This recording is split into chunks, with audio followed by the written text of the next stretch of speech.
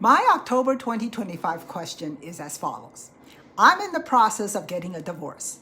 Does my soon-to-be ex-husband need to sign the escrow paperwork if we are both on the ownership? And can you handle the reimbursement from him to me for certain things that I paid for through the years? How do you figure the net proceeds? Okay then. There are many scenarios to a divorce, and a transaction could be handled differently for each type of scenario. Here are three most common ones. Just remember that your mileage may vary. Scenario 1, the divorce is finalized. The ex-spouse gave up their interest as part of the settlement. He or she would not be a part of the sale and would not get any proceeds. When the selling spouse goes into escrow, give the escrow a copy of the settlement. It would show why this person agreed to give up their ownership interest. We escrow people tend to be very cautious when we see someone give up interest in valuable property. Scenario 2, the divorce is finalized. The settlement agreement states that they agree to sell the property. In this case, both spouses would be a part of the transaction. Sellers would provide a copy of the agreement, especially if it shows any reimbursements from one party to the other or how to divide the net proceeds. Scenario number 3, the divorce is in process. Both spouses would sign as sellers.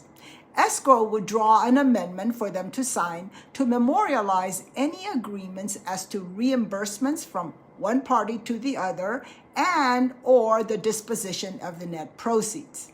If the parties have attorneys, then it is important that they are kept in the loop until the transaction is finalized. Here is something to think about.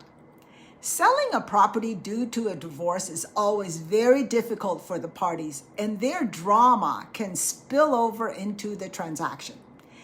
Make the escrow officer aware of the divorce so that they will seek to handle everything delicately and try not to exacerbate an already tense situation.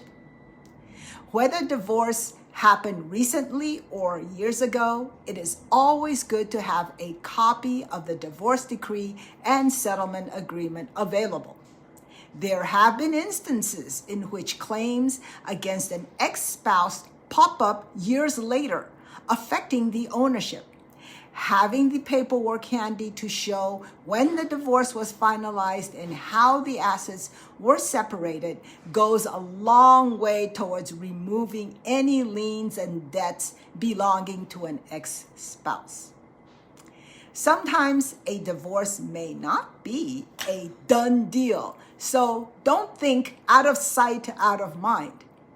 Ever heard of spousal support liens?